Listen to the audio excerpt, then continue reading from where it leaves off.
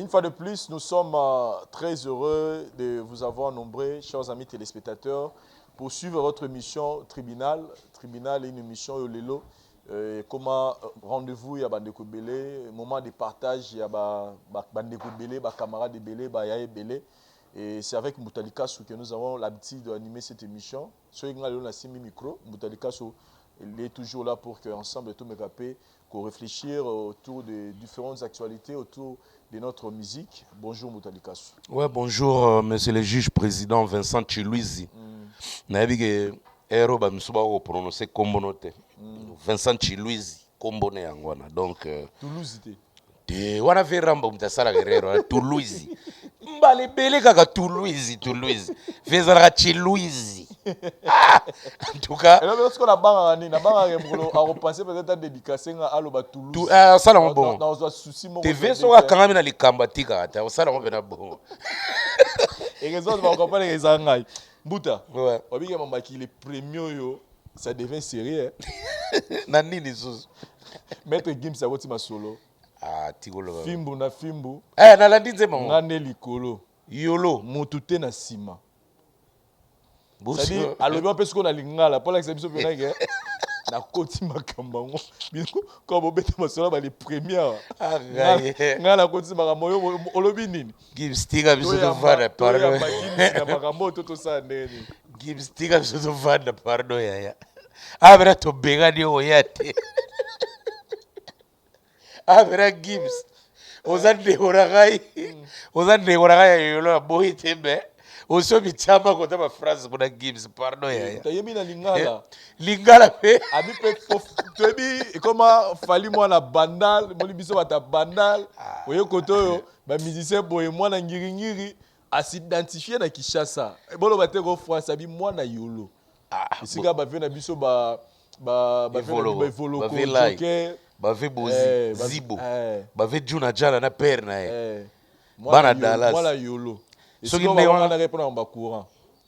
So nde wana dogi show ezate et puis atayo moko. Siko lobi ni to yambaye.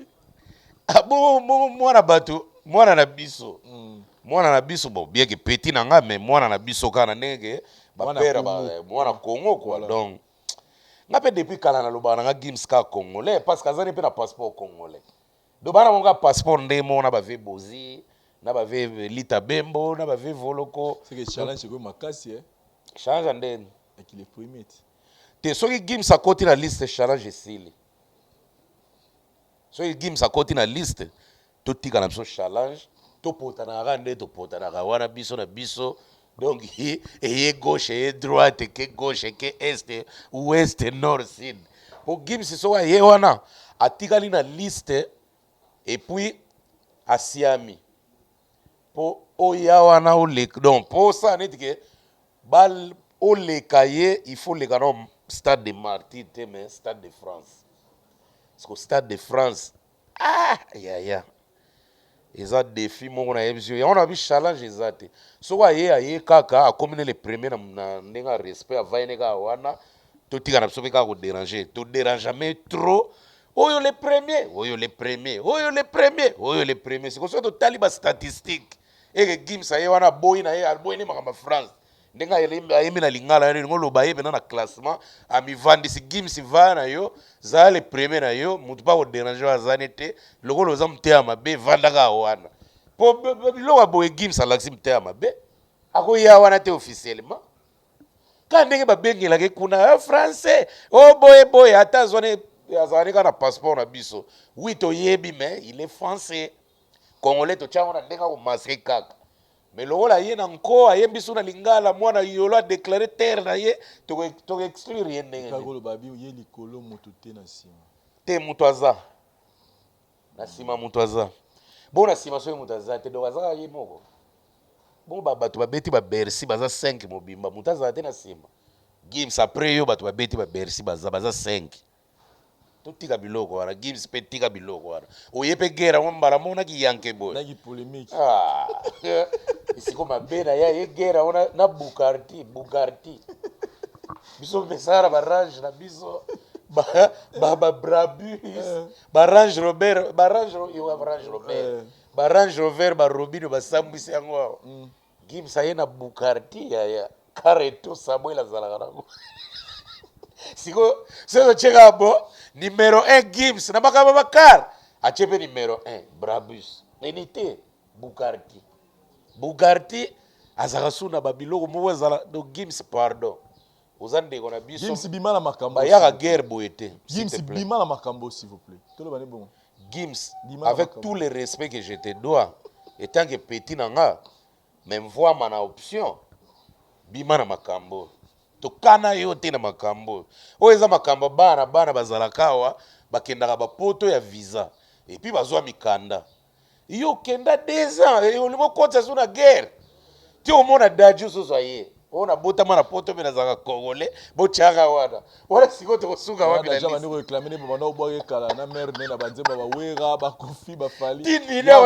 akodeklare bamabanga ne nyonso wana tindine oya koloba nga mpe pere akulutu nanga joski kiambukuta pere nanga serge kiambukuta nazoki congolais sikoyo liste yango ekoma ndenge nini sikoyo totia na commune nani kasavubu po bave serge bave joski bana kasavubu bondire wana kave ndoki bakokoma munoko moko impossible mutu ateka koleka mwana bango aza te bon nyonso to ezaka lokumu ya miziki ya Congo mais ngai mpo na nga Gims amikotisa na liste ya Congo ça me fera du bien pourquoi parce que on a un Gims on a un Gims dans notre liste pour déjà Gims ntango so akoti deya na kati ya liste tobosana déjà makambo ba Diamond tobosana makambo ba Nigérian tobosana makambo bato na po Gims aza na mwa niveau moko boye koleka très bien donc wana pena Congo numéro 1 totikali wana ndenge tozalaka na kala bave Rambo babeta ba Bercy ba numéro 1 bave na biso banyoka longo ngwasu mazaiko numéro 1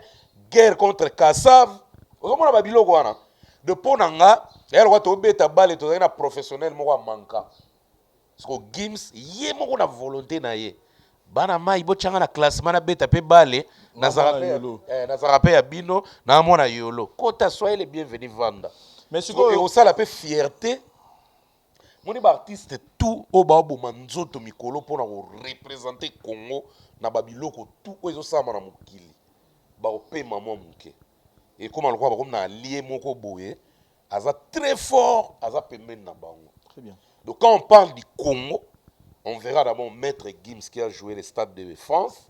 On verra Gims qui a des revenus donc triomphal. C'est un documentaire na Netflix. On verra Gims qui est multimillionnaire en euros, na ba vente kaya ba disque. On aura un Gims congolais qui a des disques de platine, des diamants, des disques d'or, des singles en désordre. Et on est en saison el banani ba congolais. Le ezalo là to tchaka net na balle to na ba mputu to na ba bolasie to na ba chancel mbemba to mona ga boye congolais moko boye ba tchaki déjà l'équipe de alinga beta dans l'équipe de France malobi te ngana kena ngo beta na Léopard Mazasko grand prêtre azope Champions League. Et ça là ba jouer à Congo plaisir à trop.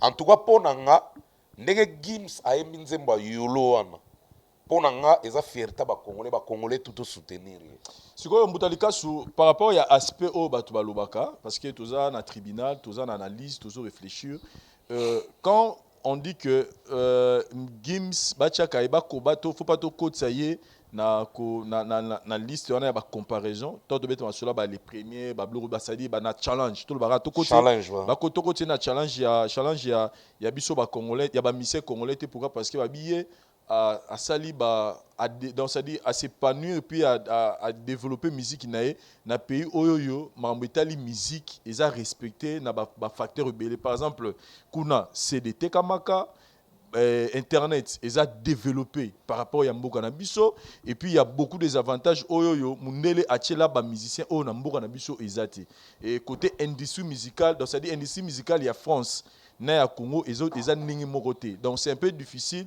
de comparer musicien oyo abandi carrière na Kinshasa a émergé et puis a sali succès na ko comparer Gims ou abandona musicien abandi carrière na Poto na France donc côté industrie musicale babi eza moi passi et moi parce que côté c'est na kati ya compétition oh pourquoi pas na challenge bon pas na challenge c'est-à-dire que côté c'est que boire côté c'est na ba misère congolais mais côté ça a été que tout ça n'est comparaison parce que y a développé na univers mususu alors que ba misère biso pas Congo ba développer na univers mususu côté surtout industrie musicale n'engé ils ont fonctionné.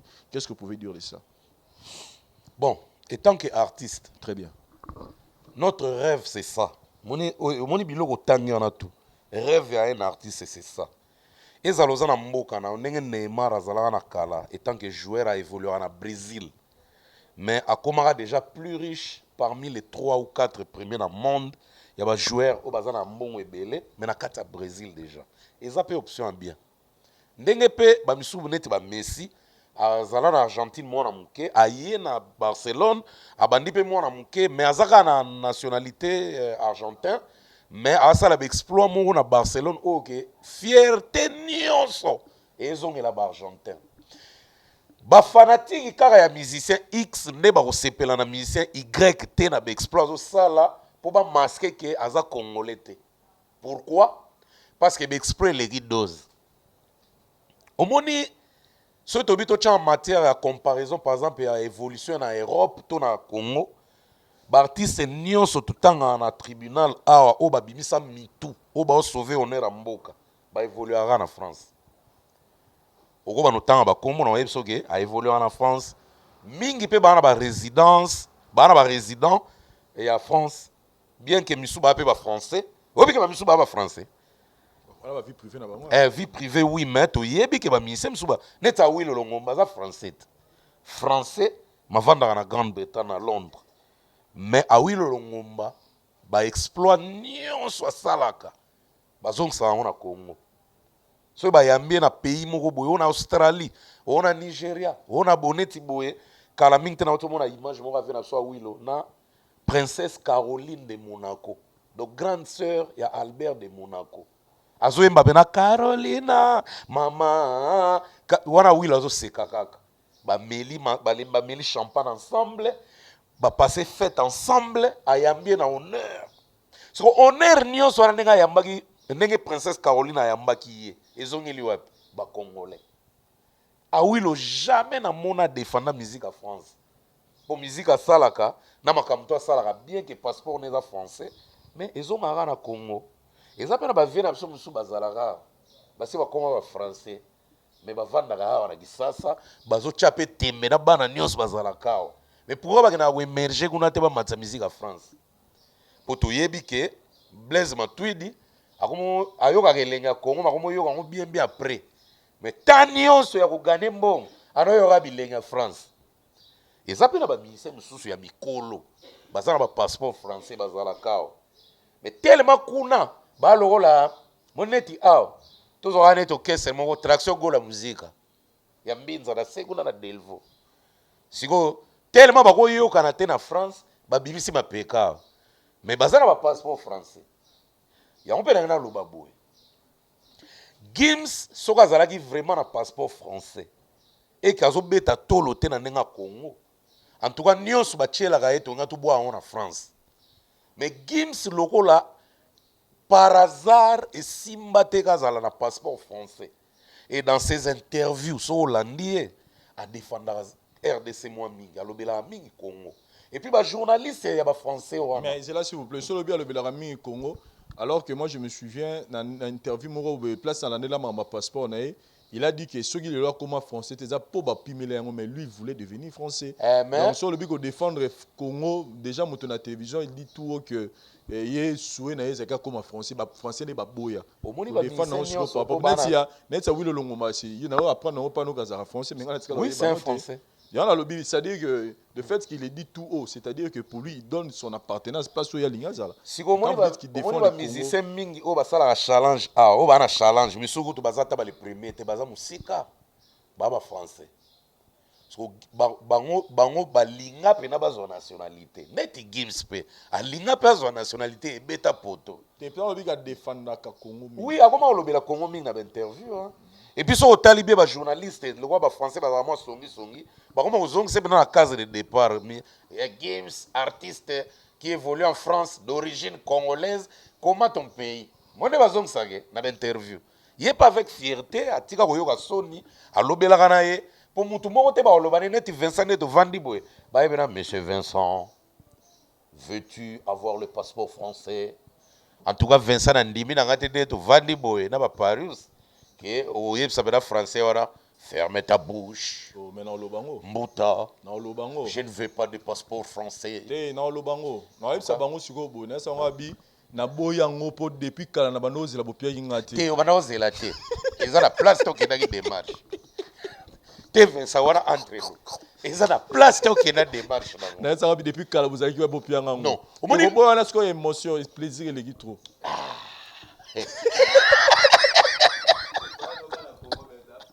Vous comprenez? Donc, on a émission passeport, Nandimite ke moto. Ako skiva oka na voiture. Oh, je ne veux pas. Moi, je suis trop Congo. D'ailleurs, debout, Congolais, unis par le sang. Namindi, toi, on change maman. Nous sommes les enfants de France.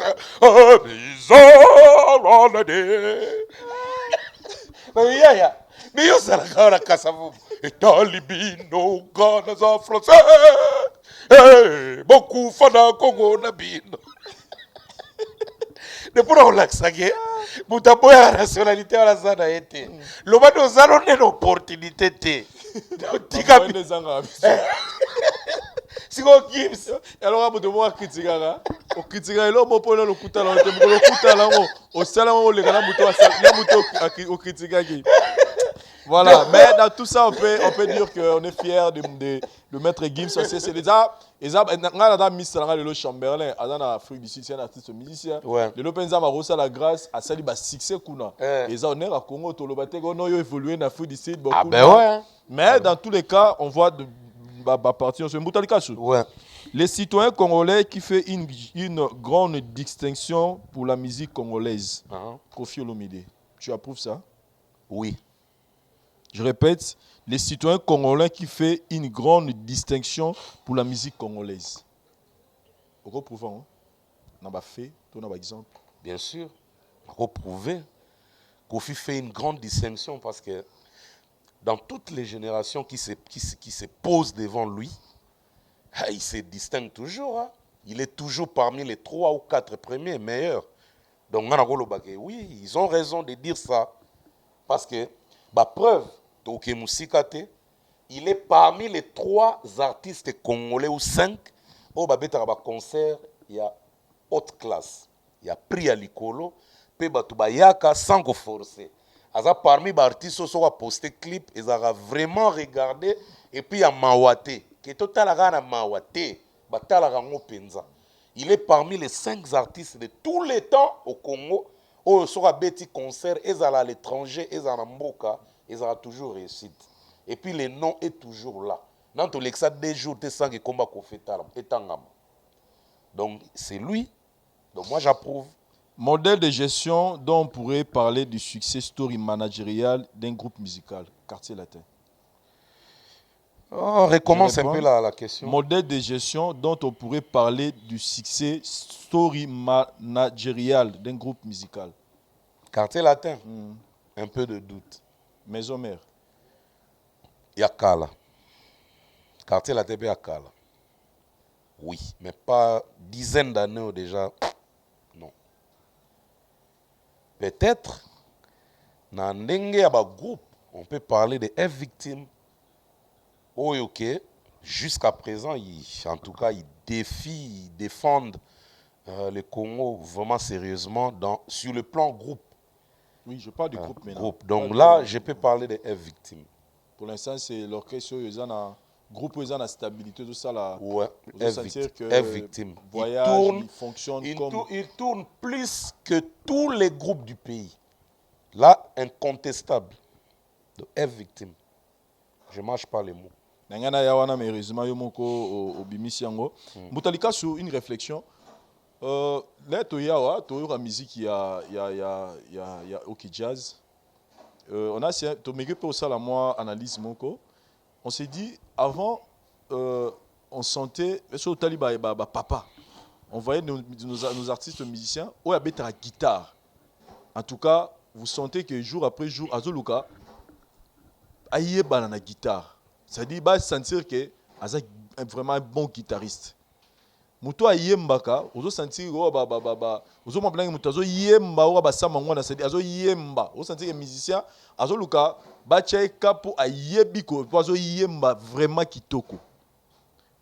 Et mais lelo, on a fait un constant, c'est comme si ba musicien na biso lelo ba komi ko yé babango pas par rapport à musala na bango mais parce qu'ils sont devenus des bons parleurs, des gens qui viennent recadrer, des gens qui viennent inciter, attaquer na niveau ya ba émission. Je sais pas si vous êtes de même avis que moi. Je peux donner un exemple, par exemple, il y a un de nos guitaristes, pour ne pas côté la police parce que tout le monde en général. Il y a un de nos guitaristes, c'est Lelo. Il y a Génération, il y a Lelo, Bobeta Musique, où ceux qui te yébié, mon papa Lutumba Simaro Masia, te yébié pour na guitare, na ba texte, na ya chant, ninga bonoko banzembo. Il écrivait et puis il sait jouer au guitare très bien.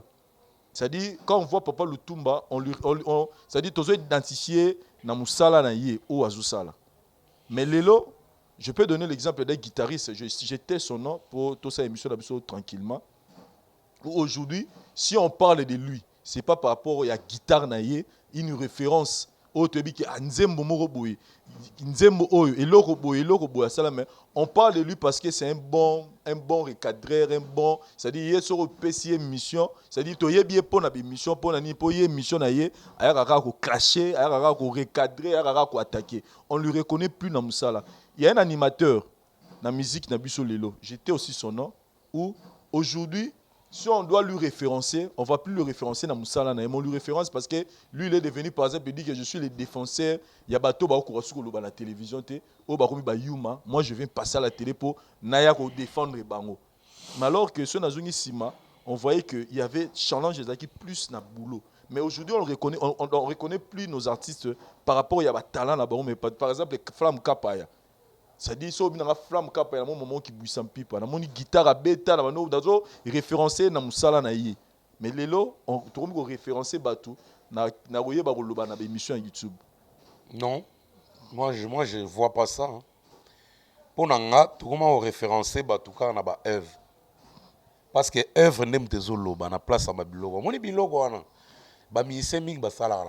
peut-être on comprend. Tu ne comprends bien. On répond selon réflexion. Tous les coups sont permis. Il y a aussi en actualité. Tous les coups sont permis. Et ça, il faut que en actualité, na ozala bongo. Ki batu ba yeba ke yeso osakani ayaka. Et ça, na mutu mususu atika en actualité a lobagate, mais ba œuvre ne kam te lobaga. Mais so otali pena bien batu nyonso baza na actualité lelo ba lobaga pe kaka. Vous comprenez? Baloba kaka. Ngana na mona ngate actualité nani aza na actualité actuellement à l'obaraté. On comprend les réflexions dans ngate. Si na comprendre, na comprendre. Internet va commenter peu sur. Bon. Pour na zala bena clair na ko loba no boy. Et le lobby que est vraiment est-ce important que un artiste va reconnaître et va référencer dans ba œuvre ton na ko loba na ba émission. C'est dans ce sens-là, non? Voilà, c'est que dans ce sens-là, on a boy. Déjà, les artistes nyonso ya Congo, ceux qui ont les micros, ba lobaka. Mutazaka yu mazate. Misusu ne bazo renete, ya ngo moyen to chama loba na bango ka ezate. Ce qu'on a oyo pese exemple que par exemple animateur moko a commandé yende mutu représentant donc na ko loba défenseur, ya ba oya ye, ya ba oya considérer ba bande connaît ba ko loba te. Mais il a une histoire. Mais avant, quand on parlait de lui, on parlait de lui pas dans le domaine. On parlait de lui parce qu'il faisait des cris, des génériques. Moi, je fis son fanatique parce que place à Zalaka. Si on a un fanatique, n'était pas ébigo mais par rapport à boulot naïe. Ndena yebeli paye. Mutango zo loba wana. Malgré to bo autant à combo. Abanda o loba depuis ba bibisa album aliboso. Si vous place tout ce que na ba fanatique nyonso mukili ya bundaka yaka na ba chaîne yaka na ba baseball banzeta baseball ayaka na ba lacrymogène ayaka na makambutu bayeba na ba sens wana tout pendaka na succès succès n'est pas nini. te Ça dit problème place ngala les nini. Venir parler à la télévision, c'est bien. Mais la première garde na haute, c'est-à-dire quoi? Il on a appelle cet exemple il y a musicien Momoni Gims. Gims sera yo loba na télévision. A roloba tout a roloba. Parce que so hôtel na sima Gims au mona ba Star de France, au mona ba disque d'or, au mona ba chanson à succès, au mona mama minene na sali. Donc tant a roloba makambo yo eza bongo. C'est-à-dire a peser. Mais lelo au mona dame sous par exemple la personne ba guitariste. Guitariste moi les na télévision ayo loba mais tant autant na simane bo mo oh banze mon ba bete la rai bon nze ça dit référence les nini na boulot na et là on est na sala de autant mo na sima et loko ezati c'est là où moi je suis sala abengana kete poani soki muto ya sa OK vas-y non mais moni to pesa ba point de vue en pe ils ont un libéral voilà et on peut ka ba réflexion voilà soki mutu o ya sa la musala so ayebi ke abetaka te abengana kete pourquoi c'est ça le problème pour nga bena nga ina orchestre na nga so muta betaka na yete bon ata zo tia makelele en tout cas so ibene leki ezo déranger carrière na obengana ye et so tali pe bien makelele ngo pe mutu ngo peut-être akoya pe ko tia yango te mte ko texte ba disque na bango donc nga na muna ka neti abetaka na ye mais batunde o bazalaka contre ye nde balobaka peut-être bongo pour nga na limite que mutu aza pena un membre effectif ya groupe et puis parmi les chefs abetaka te ba garder kaka en tout cas moi je crois pas ça peut-être abetaka mais leader na ye pona ko colorer ka disque ako sangisa batu musu ba ye ba porter un plus mais na côté makelele en tout cas Vincent Moutako Saote tous les groupes qui existent au Congo baza na droit ya kozala na un défenseur pourquoi parce que na kini buzo beza trop vous comprenez yo kozala oza sui olobaka te lokwa loko akanza momonaka un bon matin mutu moko bo ayeli okoya boye sans calcul encore internet ezalaka nango na censure te abandi kotirer soki oza un bon parleur te oyebi kodéfendre te kose défendre te baosakaka no lokwa azoba Mbutalikasu to conclure. Vous soutenez qu'un artiste musicien, en général, chanteur, instrumental sima, azalakanaye un bon tireur na bémission, mais boulot zéro. C'est-à-dire, azala ba référence te o lelo a rose sous en vite de beta maçonné par de beta ba papa wemba, de beta ba mise belé le ba kofi banane. Que na a priorisé d'abord que to yebaye par rapport ya musala nae na kotika ba prêtre le papa Lutumba na que to yebaye que ye to yebiye un bon tireur un bon parleur na bémission un bon recadreur ou a place au monique ba musicien faut bazala en fait place ngala za yango siko Vincent ba musicien bazala na ba référence na bango non parce que maloba bémission le kara to yeba bango na ba étant qui ba musicien ba betara guitare betara drum betara boy toto yeba bango na ki bon parler c'est-à-dire musicien tant aligi na télévision et bundeli na ye ezala maloba na to ezala musala o ya sali na musique ya Congo voilà un peu œuvre d'abord après œuvre koloba ya mutu eza nango défense mutu akoloba ne ndenge alingi et lelo c'est ce qui se passe dans nos orchestres oui dans notre musique oui Vincent maloba et que pour nga personnellement na ba musicien en général maloba ekomo précéder ekomo dépasser musala donc musala ekomo zonga na sima okomona par exemple musicien moko asali mission na nga Vincent asali 100,000 vies mais nze moné moko c'est-à-dire nze moné moko ketam sur na Spotify to na iTunes et télécharger même pas 1000 mais si je sais que yo Vincent faut sepela po aza na l'art de parler à côté le mbongo on se comprend pas. Non, on se comprend, mais nga sikoyo nazoya pe na point de vue na nga. Vincent, bato nyonso mona balobaka wana au départ d'abord to yeba mona boulot. Wana mna to marché ba monter. Ezala animateur ozotanga. Na bato na TV na yeba bango pona boulot te. Na yebi na eza beso singa eloni na bete ya makaso ko boye. Tanga na exemple moko ya o to yeba na boulot te. D'abord tanga ba kombo po non toi la télévision. Bon, normalement bato pe tanga kombo na ye il va se sentir lésé. Bon, nga pena pona nga en tout cas lukuta mabe. Mais so tanga bina na tanga peut-être bato na yeba na musala na yebi bango pona musala bon wana otanga mais ba o ba yeba ni pona musala en tout cas na otanga kombo te. Ben nga en fait na ebité hein lokola yo oboyi par exemple ba exemple ba nini nga pe nazo yeba nga pe bato ngo tanga te ko nga ibato yo na ebike ba bato ba otala biso ba ibato ba comprendre moko azala guitariste no kese mo bo afinga mingi te ba belé za ka yimo te yo ce qu'on doit identifier moto nga ce qu'on a mon belé na ko tengelo ta ba 5 6 après mission to na li. Pour bien passer vos séjours à Wanakati ya Congo et particulièrement à Kinshasa, vous avez besoin d'adresse mo ya kitoko ya ndako ya kitoko pour ils répondre na ba confort et na ba qualité nyonso. Nous sommes tous se souvenir la Flat Hotel Tenazia où ils sont situés sur l'avenue Kalembele Mbebesa 56 dans la commune de Lingwala. Vous avez apprécié, pour apprécier le niveau, il y a qualité et confort et mais au Sénégal, il y a un moment pour la prix. Voilà qu'on vient de penser à vous. Un grand promo pour la bande de tout aux autres Talibanda, spécial promo. Une grande réduction, Flat Hotel Tenazia au Sala, 50% de réduction. En tout cas, pour la prix, vous avez tourné ça, vous avez un numéro de Tchénassé. Appelez-nous et vous serez vraiment satisfait. Le confort est à Awa. Et le prix que je vais vous donner au foot en temps au Sala par jour, en tout cas, vous allez très heureux à votre camp. Appelez à ce numéro de Tchénassé, vous allez bien servir. La qualité et le confort de l'Ozu Combo et Bazobe Mona Combo et Flat Hotel Tenazia. Ici, il y a la qualité et le confort. C'est-à-dire vous avez la télé, vous avez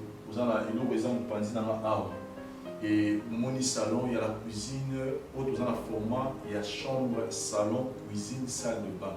Et ils ont la primo reçu dans la télévision. N'hésitez pas, appelez-nous, et puis n'hésitez pas, faites vite parce que plus haut au tien, en tout cas, il faut faire vite pour réserver parce que qui m'a déjà vous réserver. Donc, il y a toujours occasions, vous avez déjà dans le programme de voyage, appelez vite pour réserver parce qu'ici, il y a le courant en permanence, il y a l'eau. Et dans tout ce qu'il faut. Donc, quand vous êtes ici à l'intérieur des Tenazia, c'est comme si vous êtes en Europe. Donc, appelez vite dans ce numéro. Topé ça au prix à promo, spécial promo, Flat Hotel Tenazia. Après avoir passé 8h, 16h, 12h de vol, vous avez besoin de bien vous reposer. Voilà. Mais tout y a qui toko au Flat Hotel Tenazia est rendu disponible pour la vidéo. Pour que vous puissiez bien vous reposer et tant que Kindaka, mes arabes, Kishasa, moi, Ozobino, Tambouli, vous avez aussi besoin de vraiment de bien vous reposer. C'est la raison pour laquelle Flat Hotel Tenazia est réservé numéro à Kitoko. Donc là où j'étais, Zaki Salon, tout Tambouli, tout cuisine, tout côté Nakati, il y a chambre d'eau. Tout est bien équipé pour que vous passiez vraiment en vacances au Kitoko. Et le message spécial, tout ça, ils ont promotion. Promotion, une réduction à 50%. Pour y plus à 50%, n'hésitez pas, appelez seulement le numéro de Tchénassé pour y avoir spécial promo et nega autant la publicité au Lelo. Dis-toi que promotion peut bannir Lelo. Donc on a réduit le prix pour que yo, vous avez besoin de passer un moment bien à Kinshasa, dans l'hôtel il y a bien pour y se retrouver. On a pris à mon quai, mais confort et bien. Une précision. Nous avons 3 formats à la Flat Hotel Tenazia. Nous avons le format où il y a chambre, cuisine, salle de bain. Dans la chambre, il y a salon, nous avons la cuisine, nous avons la salle de bain, pièce à côté. Et puis nous avons le format, il y a chambre, salon, cuisine, salle de bain. C'est-à-dire salon. Ils ont juste un fauteuil, format, et puis chambre, couleur, nous avons un panneau, nous avons la salle de bain, puis nous avons la chambre et puis cuisine puis et puis troisième format il y a 3 chambres, salon, cuisine, salle de bain et ça vous pouvez juste nous contacter parce que tout ça là on va bénir spécial pour nous réduction spéciale à 50%. Donc mon au foot à réduire en haut à 50%. Donc c'est une opportunité pour nos autres appeler à ce numéro de Tchénassé pour réserver déjà à l'avance parce que prix je répète mais prix haut na confort nous sur mon a cela est sur prix en tout cas quand si vous réserver maman donc appelez parce que le plat les chambres sont limitées donc sur au bengi na retard que vous au ça mais vous ça raté vous benga déjà si au benga vous ya majira après ça nous va détail nyonso bazana moi et puis to bosani pété balcon ezali au place pour vous en mais déjà à l'intérieur il y a tout courant permanent maya moto ezali cuisine équipée. Tout est là pour que vous passiez à séjour bien à la carte Flat Hotel Tenazia sur la ça se situe sur l'avenue Kalembele numéro 256 la commune de Lingwala. Non loin il y a Sanef. Voilà, non loin à 109, non loin PDK, RTNC, donc tout est sécurisé pour passer à séjour dans Malam. Conseil na opesa bino bato boza libanda soza na poso passer la séjour bien na ndako ya kitoko lokola ka boza kuna na poto adresse ezaka moko avenue Kanemene Melissa 57 flat hôtel Tenage. Ici c'est le confort, la qualité et le service moko vous allez vraiment satisfait jusqu'à la fin. Merci. Voilà, donc comme nous tous nous dit que mon petit voyage c'est vrai que visite est un peu structurée mais vous avez un restaurant à Bino. Donc là où je suis assis, restaurant à Bino, bandeko au Talibanda, vous avez soit vous avez une manifestation il y a 10 ou 15 personnes. Donc l'espace est là, venez exploiter ça. Il y a tout, cuisine congolaise, étrangère, il y a tous les goûts et zapepuna. Donc spécial promo. Flat Hotel Tenazia, Boya, Obenga Belé, Oboza servi. Merci. Naza avocat ya mutu te. Un guitariste était s'identifier à te belé quand je parle de Naza avocat ya mutu te. Mais ko défendre groupe et pexamité. Mais na ba œuvre soki afin ngana lokwa na yebi ba tango zo lobate na ko lobape vai ke vai boete. Tout ça l'analyse mais tout ça analyse moko masqué. Oh, que ngana yo na bato ba hôtel ba yebi place to ba yebi ma to loba.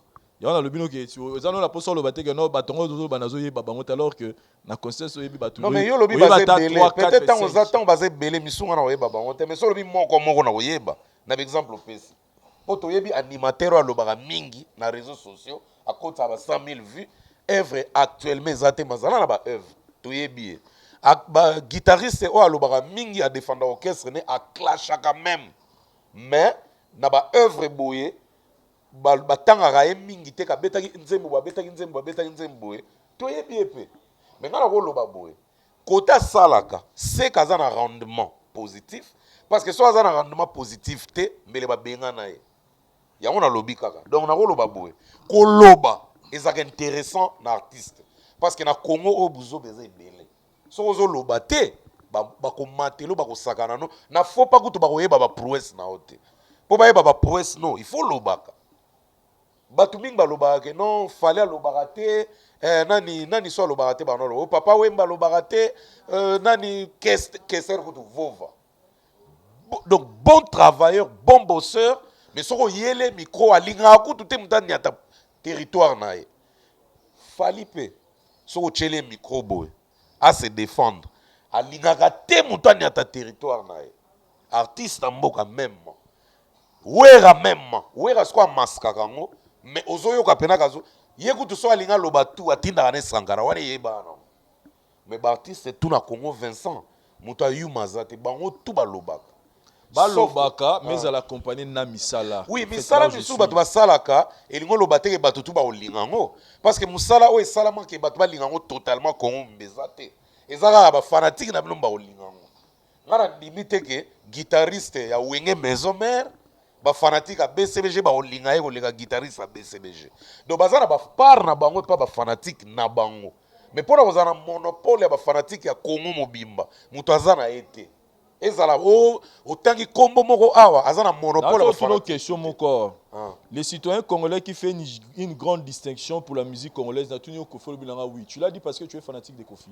Non, moi je suis pas fanatique de Kofi. Je pense que Mamla Lobby bato ba onimamo baza fanatique à Kofi. C'est là où moi je suis. On ne peut pas forcer les gens. Moi, je propos d'artistes à la télévision. Tant que yango, ezalaka te ke satisfaire la population ou atanga maza congolais, mais le man la musique. Ezalaka nde ba fanatique na bango se sentir à l'aise na défense mutu na bango sali. Donc pour nga réponse na ko pesa, nazoyeba te ko choisir nani oyo akozala important kaka na koloba mena musala te. Pour Vincent va ba otchele na micro to yebi ka sala ka musala boye yango ba tchele micro donc koloba ke asala rien o asila bon ko si les en hypothèse ba mise ba sila ba ze belé mais mutu pe fa se défendre ka so ba tchele micro na ndibi voilà na ndibi te fa koloba ke ngai botika na bino na koloba na ngai logo te pona na marché te fa loba. Parlons du concert de Fally Poupa qui aura lieu le 13 septembre na Shark Club. personnellement Mbuta, comment aux hommes marketing il y a concert aux Kende à niveau il y a c'est-à-dire stratégie marketing là-bas aux hommes on est jusque là ça promet qu'il y aura un retour très positif ou bien moi Mali les amis qui na terrain. Je salue d'abord Patrick Barolere, 148 mémoires, maison Norvège en direct de Goma. Nous devons fournir Goma en électroménager, n'a pas appareil électronique. Il y a aux un concert, on a les 13. Et puis aux un famille Mobimba, Patrick Barolere, 148 mémoires, patron responsable, intelligent et beau. Nakolo baboé, important c'est les réseaux sociaux ce qu'on y a réseaux et bana. Bato azo bet sa fali na shark. Eza pena brasserie. Donc c'est que promotion na bango et aux alabena ya osakarate mon dire nanu ne ba bandite. Mais déjà dans les réseaux sociaux, tout le monde est au courant que fali les 13 aux na shark club. Ezala pe JB. Na moni ba banderole. A beta na village Ntemba. Donc batu ba yebi déjà na Kinshasa mbimba pe na communauté tout ya Congo pe ya diaspora que les 13 fali pour passer na Shark Club concert à Shark to yebi ba 17h ba 16h souka na peut-être à 20h parce que bana mike pe ba ya mingi. Donc pour na côté fali négligence en marketing na on a noté. Déjà na réseaux sociaux ya pamba et ça la pe qui contribue à tout ça Bercy. Pour bato belé ba somba pe ba ticket na Bercy bazala na bango bato balanda publicité na radio te na TVT na nini te balanda pe ka na internet. Alors force ya réseaux sociaux ce que zo laksama yango. Et puis là quand on a mon an temps à beta na académie des beaux-arts, il y avait pas une grande publicité mais ça a refoulé les gens. Donc c'est que bato déjà baza dans le bon. Bazo na bango les 13 ans. Donc na yebité accord ni baza na on a muto na bato bazo betsa mais déjà l'information est déjà partout. En tout cas, part, les réseaux sociaux, ils ont un apport très positif pour la console. Bien sûr. Pour ceux de PSP comme exemple, Nino par exemple, single d'or à 82, sur 83. À on a TVT, Skyrock, Ninte qui va pousser. Et ça a les réseaux sociaux. Bercy na double Bercy na raté en septembre. On va pousser moi mon va ticket sil na nine. Quand on a publié ça les réseaux sociaux, on a mon publicité na canal pardon na Radio France, on a Skyrock, on a télévision mon boy MC sur ni na mon sport kaka Instagram, YouTube, Facebook, ba TikTok, ba biloko yo nde sali ke 2 jours nyonso ya Nino ba billet vide. Même Dadju, je ne sais pas si on a poussé, mais on a repoussé, mais c'est en 2021. La majorité a billets sur les autres maison les réseaux sociaux. Et sur le peut bien fallu. Tant à bêta qui Bercy, oui, publicité Zalaki, mais oui, les cas qui pendant 70%. Ils ont les réseaux sociaux. Et sur le peut bien, à ça les spots dans les réseaux sociaux. Et combien de spots? À ça au moins 3 ou 4 ou 5. Na ba warrior ba on former ba spot. Pour bango bazala ba se communiquer. Donc on a ko lobelo ko que publicité ça positive déjà et puis so ça les sondages na Kinshasa au senti déjà que batu tout ba en alerte déjà pour les 13. Na ko ta télé tant de sol na télé, il a dit 4 jours passés na tourner ma manzembu na e azo sekabi non nazo ne tozo ya boye na ochapa na main dans la pâte na ba télévision na ba radio ekota penda les cabina correctement ngamona za na terrain et puis na les kana ba interview pa ba Vincent et pa ba Franck ba tout nyonso ba mona nga pena kina na terrain na ebisi même en ba shark ya ndena yekuta zo tuna nga ah ndeni ni kuna eza moi ba tout quand même sensibilisation ezali nga na bitin yo za chef d'orchestre nga ou fona tuna o ya nga na France na mona na internet ça va mais yo mto na terrain nga bi non na terrain et comme on na teke mutu aoleka na nzela oyo akoki ekota chaque club afali mais eloko nga na yebi bato bakoma branché na réseaux sociaux na Congo déjà awa so otuni quelques jeunes oyoka déjà ke bayebi da programme wana bazozela ngo donc c'est que publicité eza nango bien. Parlons du dossier on parle d'elle parce que c'est une vedette une célébrité Maman Naya Zaki star et la musique congolaise, elle aussi elle a emprunté le même chemin. Rythme Samu. Ouais.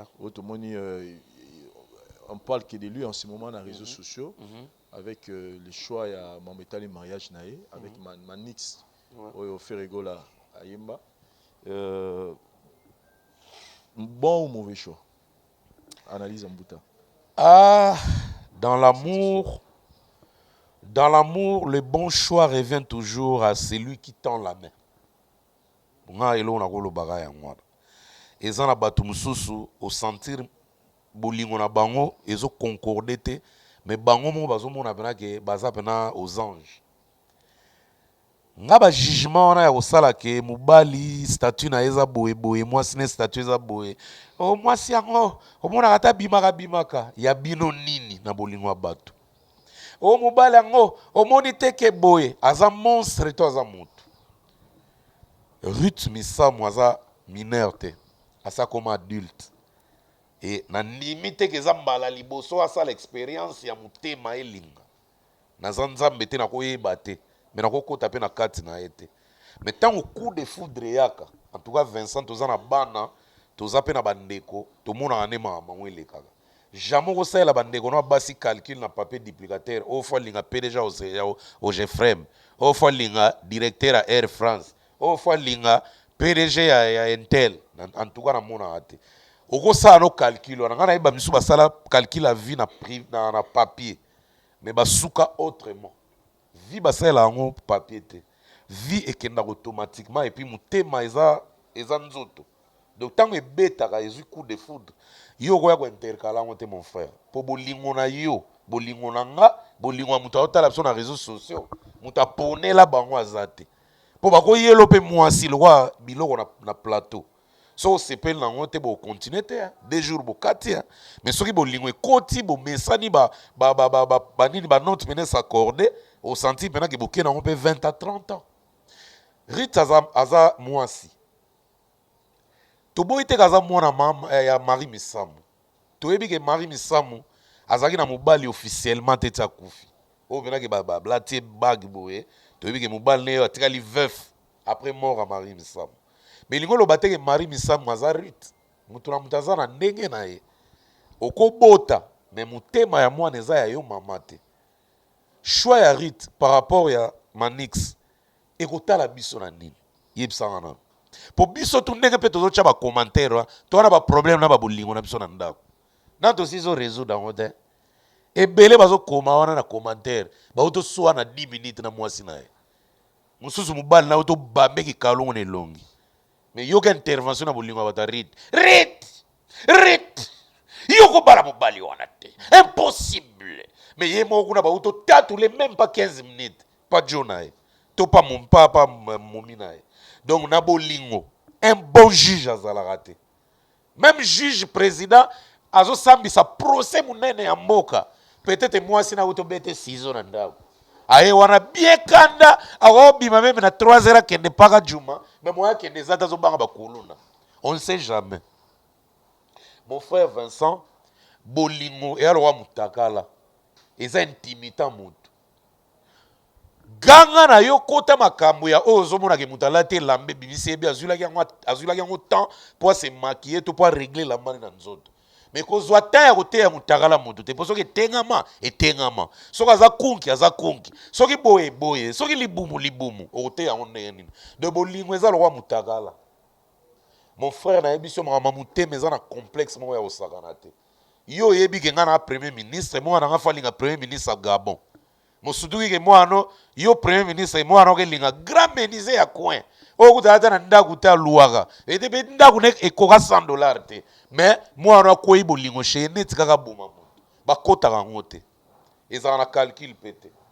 Ruth choix na ye asali epuis soki otali mpena bien vraie décision ya bolingo evandaka pa mwasi evandaka pa mobali te mpo mobali akolinga na ye asali bavantare tu soki mwasi aningisi kaka motu boye nyonso na mai ye o mais yebango même belle famille balingako te soki mwasi no alingaka yo bokosala mpe 30 ans belle famille balingako kaka te me bolingo wana eza kaka bokompe na ba 8 bana 10 bana mais soki belle famille balingako te eke mwasi no atie kaka nalingi nanga mpe yesu te mbala moko barricade ba bolingo esilaka te esili donc décision finale ya bolingo ya mwasi na mobali eutaka pa mwasi soki mwasi alingi te ata mobali osali bavantara marke nini ekorevese mpena ke boforce donc rite ndenge alingi et surtout nga alobaka toujours que jugement nyonso bato basala na bolingo ya bato eza jugement superficiel. Voilà. C'est-à-dire qu'on ne juge que ce qu'on voit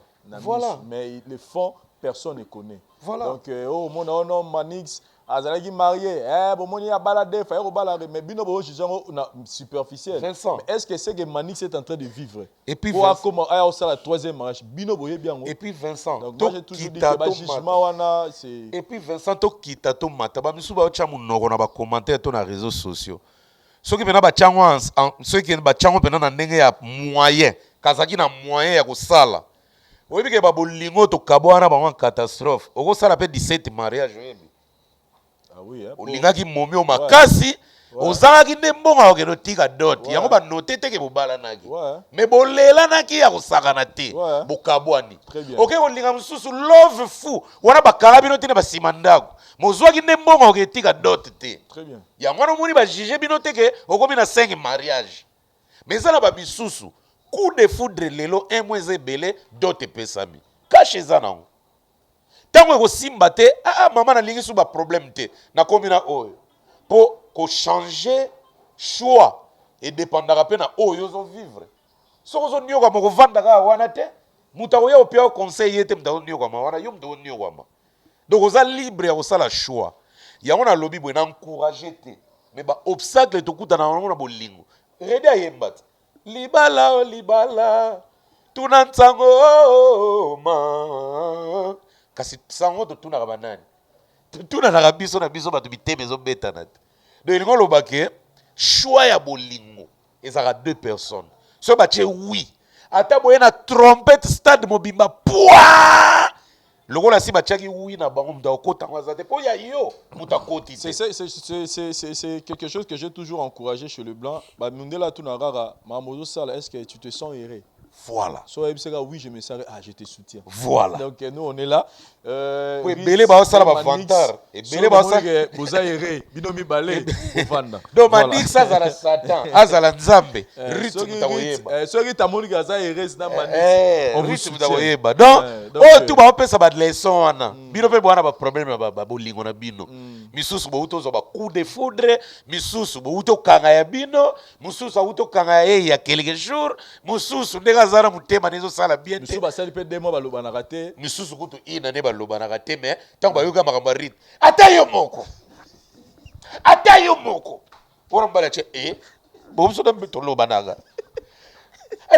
Na bosani akina TV. Ata yo moko. Mbuta, tosi c'est biso na biso na dossier oyo ya Rumba Trap oyo. Voilà na tumboli Régis Banza. Les mystérieux, les puissants, la force tranquille de Toronto. Régis. Au na historique ya kombo na Rumba Trap. Rumba Trap, muta bibi sa un artiste mboka na émission basaki na ba jazz. Mais déjà na yo na moni émission mo fali pas sala wala table boy. Ngapela za na émission ezaka na univers acoustique. OK. Oyo Abdul Kabaya mbaka ya loba pe mo ba Rumba Trap en déjà. Ba une année passée tant que artiste mboka lobi ngo bon 2 ans une année. Je me rappelle, c'était l'année passée, c'était en 2019. Et acoustique, univers acoustique. Mouta réalisation Yann Mambo, il est dans la télévision Eric Mandala, dans univers groupe. Ngala zaki na concert, so talipe bien na émission ngo, abano Mbappé a obo kombo na mbale belé. Na zaka na ndula ngo. Atanga da kombo ya Rumba Trap wana. Ngape na kamwe na monika artiste mbo ka sala émission na ba jazz alobi ke ya BBC style na ebe Rumba Trap na wow. BBC style là ça va donc ils allaient déjà mais il y a BBC en paix ça va ba Rumba Trap ça na belle bon Rumba Trap Rita beta hote nzemba Willy toka boum Rumba Trap ka Rumba Trap trap ka so yebele ngo ba MHD so MHD le wa group ne beat ne ba i kaka ba tokela ngo na trap Fabregas pa beta Rumba Trap tokoloba nini Nzembe bela Fabregas eza ba Rumba Trap. So talipe bien. Polo ba ke Rumba eza trap. Beat wana. Beat wana mangbeli mazazo. Sweet love. Baba. Nini Bernadette Masengo, Willy etoka bon. Ok, so qui va na di Fabregas pe abeta pe ba rythme bongo. Ok, nani susu na yoka ba rythme ba rumba trap wana. Na ba Baptiste mo ebele hein. Kofi abeta onte. Ebele. Kofi ku te ebele. Ba shock. Kofi ku to rumba trap te ye ba abana na chacho ya ba trap kala. Neti ba Pygmalion. Pygmalion ekuto ki mana kala mingi te. So yoka na rumba trap. Eza Papa oui papa beta mo. oui. Neti nze mo abeta boye ye teo en tout cas wana pesa ngo rumba trap. Kester abeta mo. Baba 6 millions ba souci. Ouais, madame Nathalie Makoma. Ça c'est la rumba trap. King Kester non. King Kester ya bana okende mingi bablo mususu. Rumba trap penate. Ya zaki mingi azo biloka ba wendo ba ventesa ba te belé mais en modernisant on a king na ki na ki Kester na modèle na aki loka na rythme ne mo créer ki etikali pe caché na e. Nakolo ba Vincent tout artiste est libre. Nakolo ba style wano bato baloba eza kasha mutu. Kasha mutu. Ya moni mutu musu po s'identifier a pesa en combo. So oyoka koto fallait apesi Tokos musique, oyoka koto Inos apesi Afro Congo. Oyoka Bercy mona kuta bimisi de des titres wa, asa bambi Afro ebende. Oyoka ba tebe Orlus Mabele. Na ba pepe kale ba kanda bon man. Orlus Mabele tango bimisi, azo eloko ba bela ba vena so kala a travailler yango apesa ngo suku sa sangisa ngona groupe na ba musique abato ba Congo ya Braza et comme soukous basse tout ça ba fait na so ba nguma lokito amema soukous na anti choc la reine de Saba ba biloko belé ba beta au sentir que amemi style na et soukous et côté na anti choc et puis au monde par exemple Franco a s'identifier na Odemba abeta ne rumba mais selon ye na rythme na ye na identité na ye apesa ngo Odemba ok kota taboulé apesa ngo fiesta. Ok, côté, nakoloba, eza identité mutu, eza epekisa mite, mutu to akosa non. Peut-être artiste amboka identité pesa ki wana peut-être exista déjà na minoko bato mususu, peut-être ba conseiller to entourage to bato bazaki na ye, ba bosani ko yebise ke ezalaka déjà kombongo. Peut-être elle nga créer za kombone ya style na ye wazo beta na album na sika wazo bimisa pe mikolego ya. Il a changé physique d'épaule. Mais ça, on peut m'abêter. Il a tout le temps de créer un autre surnom pour un style. So, il a penza, élaborer logo moko, il a ponaye. Et que kokana ba ninga makasité et qu'on identifie, c'est simple, il peut surnommer encore. Et par là, moi, je dirais que par la responsabilité, il y a des combos, comme peut-être ils ont déjà été topés, ils ont chargé la communication, c'est-à-dire l'équipe qui travaille. Ils n'ont pas si veillé. Il y a Roland là, peut-être origine, to combo yango. Bon, prochainement. Moi, je prends pas ça. Je prends pas ça et ça c'est moi problème. Non. Tenabinga. Habite que na lobby na mutu to tenabi.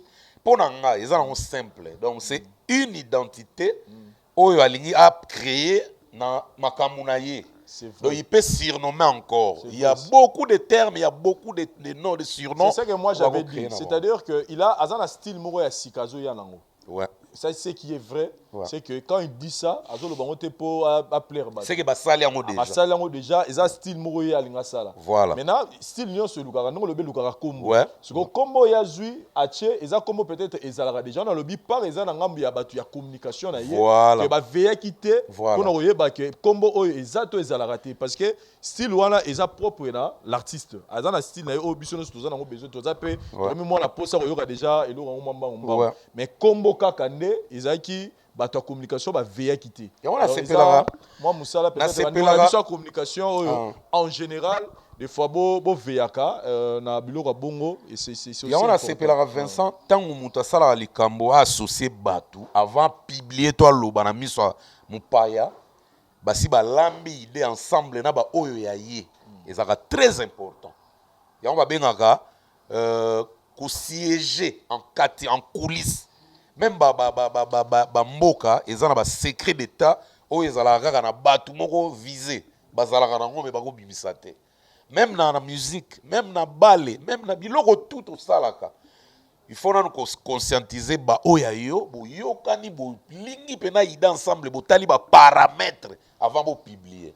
Tant que vous publier, on a sûr que non, on est les seuls à avoir cette identité. Mais ce que que boye ba quitter, ils ont rappelé l'erreur est humaine. Et y a mais sinon c'est pas trop tard. Le 13 septembre, hein, toujours c'est la première Signet Zero.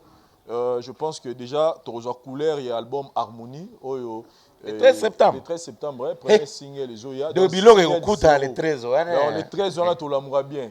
C'est-à-dire Koto c'est là bas concert, Koto c'est là bon, Bimi. Donc moi je pense que Chemeza déjà bien depuis que single 0 on a eu ça la maramba bien. So talipe côté hérité Watanabe. Niveau azo kane la marcheur. Moni wa tapé abani promo siko pour moni déjà a beti masula la bi. Mais le challenge wana ya ba ville okuta mabe onire wa tamtela la biso masolo wana. Ah ouais. En fait ba vie ba no sala malongo belé. Mais comme parce que le roi challenge moko boye, c'est avec BM hein. Donc c'est que Wata ça wana ya battu comme parce que non na bimisi nzembo. C'est que Wata pas créé le na Congo. Guerre ba vie créé par Wata. Pour voilà mais là Wata moi si je soutiens ça dit on to oyala mon pépé voilà les vies Wata osala nini Wata trap. Hein? Wata trap. Vous mikolo tout batu ba komika Wata trap. Laisse. Wata laisse. Non, je te laisserai pas. Je te lâcherai le jour. Pardon. Voilà, nous sommes arrivés à la fin de cette émission. Non mais Wata trap. Ako sala Wata trap, ngape zona na bimisa mbuta trap. Mbuta trap nani batutu batutu neti gaz fabuleuse. Ya sala ya rumba atika rumba na défaut. Wala style na l'homme qui a laissé la rumba na défaut. Nous sommes arrivés à la fin de cette analyse Mbutalika sur je pense que va nous rebeller batali puis ba sepeli. Un mot puis par nengeza. Kana yogela mot mawate pour koto zo lobika mot Vincent Katio générique mati. Donc Patrick Barolere 148 mémoires patron patron beau gosse, patron intelligent, patron nyonso. Donc nyonso kaka fournisseur bena ba électroménager na Lubumbashi na Goma donc maison Norvège na Goma batu ba yebi donc Régis Banza les mystérieux les puissants zombies jambiques. Donc, on a passé trop la force tranquille de Toronto, ma pépé, na sanité. PDG Luanzo Matrak, je te salue. Clarisse Tangamouye, Mimote Maguilen, Antebe, Maman EVAS Bell, la PSOP Bambotato. Jean David qui a mbote Mokonda Coca-Cola. Claude Tembe, investisseur dans le Congo. Padoum Petit Motona Njambe. Mes condoléances, les Tota Okouf et la VP Show. Et les gars qui ont bien battu à Zongi Zongi.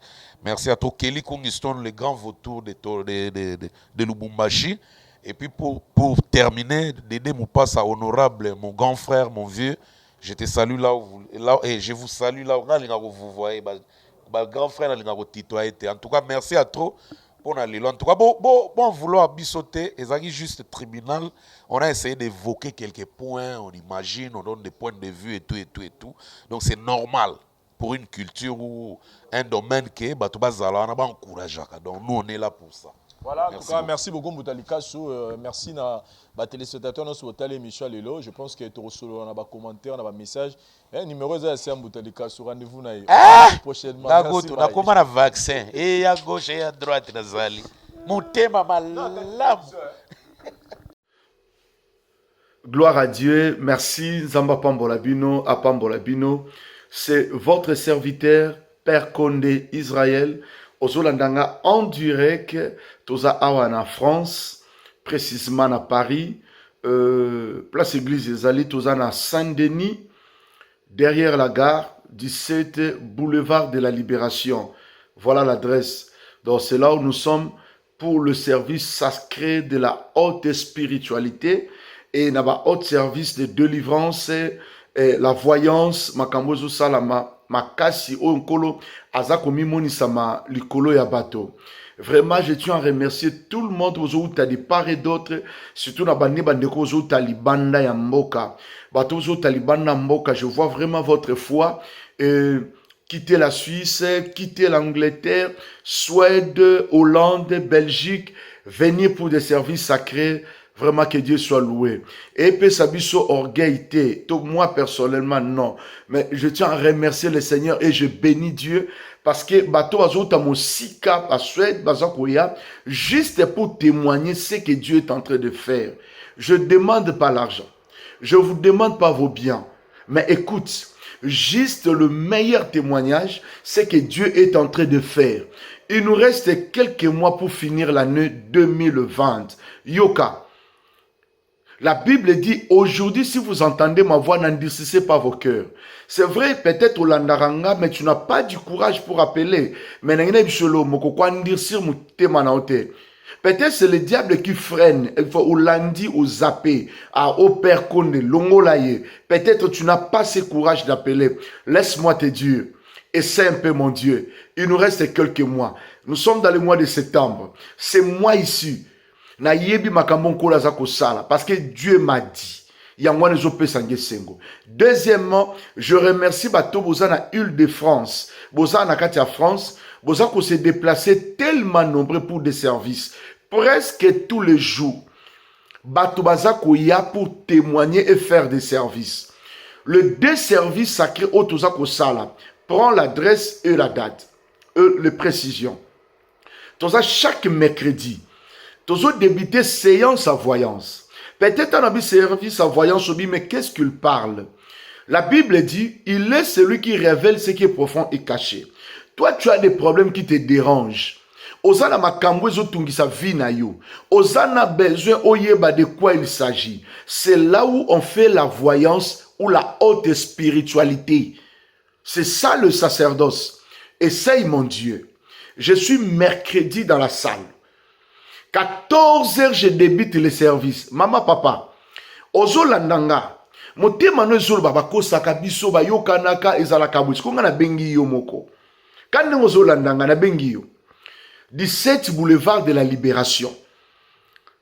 Saint-Denis, derrière la gare. Viens avec ta famille. Ozo sentir que moi nana ba pesi kindoki. Ozo sentir yo moko vi na yo makambo ezo tambola yango kutute. Ozo sentir depuis que vous êtes mariés, il n'y a pas d'enfants, il y a toujours des problèmes, il n'y a que des difficultés. Mais Dieu nous a permis, Nzamba lobi na ngai, faire la voyance comme il faut. Et nazo ko remercier Seigneur, na ko activer sous badon o ya pesanga depuis mon appel. Yango na ba que je crois na Nzambo asela Simon Kimbangu, Nzambo asaleli apôtre Bolia qui est mon père. Ou à baptisanga, quand je dis père parce qu'il m'a baptisé, va baptisinga na mai ozo leka na njili na Congo, na ndimi nzambe wana. La voyance, to yebi makabo prophétie. Yango na yebi sur place oza. Ti lelo yo doutara makabo prophétie. La prophétie nous aide à découvrir. La Bible dit, sans des révélations, mon peuple est sans frein. Yo lingi prophétie te makambo ezo sala melayo o yebi kututi. Yango na yebi sur boy. Il y a quand même un secret. Mercredi 14h, je te reçois. Partout, vous me suivez. Nabi, bongi saka korer nao. 14h jusqu'à 18h30. Je suis là pour la haute voyance. Maladi ou yeba naka place ite toko yeba place ezaleli. Makambo ou bomba mina nzoto na yo. Pourquoi seulement famille na yo? Pourquoi cette maladie incurable? Pourquoi cette maladie héréditaire? Pourquoi cette hérédité malgré le médecin balobi boy? Makambono Mikanda, depuis que tu es en Europe, il n'y a rien qui marche. Écoute, viens. À la haute voyance, c'est mercredi. Au moins, on a Yami Balé, chaque dimanche, à partir de 14h, tu as une séance, il y a délivrance et l'orientation divine. Pour ce mois de septembre, viens. Kakandengo Zolanda Sikoyo, pour hésiter, te prends l'adresse. N'a pas sur ce numéro. 0033 7 66 27 40 010. C'est ça mon numéro. Retiens seulement ce numéro. Nazoyib sali bota moko ezolanda. Botungi sami pe mingi. Babundi sibino pe mingi. Na lobi boye. Yom tozolanda. Pourquoi je parle avec assurance? Parce que je connais celui qui m'a parlé. Papa ngam na oyamba yo, sikoto kende bien. Yo zo landanga ozo douter. Tu as droit de douter. Mais écoute, ngai nzamba ebisinga na sala haute voyance. Donc partout bisika bozali, zwaka transport na yo yaka. Mercredi 14, c'est la voyance. Jusqu'à 18h30. Pourquoi tous ces malheurs t'arrivent? Et pourquoi seulement toi? C'est ça. Pourquoi seulement toi? Viens, nous allons faire le service. Parce que ça est au lobébélé, ça est à service sacerdotal. Le dimanche 14h, je connais ce Dieu-là qui m'appelait. Écoutez pour finir. Qu'est-ce que Dieu m'avait dit? Dans aux Olanda, il est celui qui révèle ce qui est profond et caché. Ce qui nous a révélé où est bomba mi la vie na biso. Azo me ma biso la délivrance ya mon nene. Tika Nzambe a visité bino. Je t'invite, maman, papa, n'hésitez pas. Partout vous me suivez. C'est vrai dans mon thème lobi nazo landa père Konde, mais nazo soit ka courage te. Prends du courage. Zoa famille na yo. Boya. Je t'invite. C'est Dieu qui a permis au Landanga. Ce n'était pas prévu, mais c'est Dieu qui a permis. Viens avec ta famille. Je répète les numéros. 0033. Comment ou bien? 0033 7 66 27 40 02. C'est mon numéro. Bando Bengasiko. Prends courage. Cette maladie est bomayote au nom de Jésus. Mon maladie est bomayote. Omoni kindo kibatie na famille na ona vie na yo et ko zwa yo te. Omoni ba ndoto nyoso lotaka, tu es ici na Île de France, mais tu rêves toujours place au collet là, place au nyokwame là. Mon Dieu va te délivrer. Viens. Nous allons expérimenter la grâce du Seigneur. Zamba pambola yo. Banda ko benga na suka tu te fais enregistrer pour ozwa place na yo na yambo à l'aise. Banda no ka ko benga loba prophète na sata mutaliboso yambanga mercredi. Na sata mutaliboso dimanche oyo. Numéro yangwana benga na yo et tokutana. C'est votre serviteur Père Konde. Zambe apambola bino to bi sacerdoce sera pété. Donc sacerdoce sera raté. Zambe apambola bino, viens, nous allons implorer la grâce du Seigneur ensemble. Merci beaucoup. Toza ana Île-de-France, boulevard de la Libération, numéro 17, na Saint-Denis, derrière la gare. Numéro na pesi ekopeso la précision pour oya facilement. Zamba pambola bino. Et bino bato libanda pour finir. Toza komi préparé wa musika banda ko la réservation no ya billet pour le 25 septembre.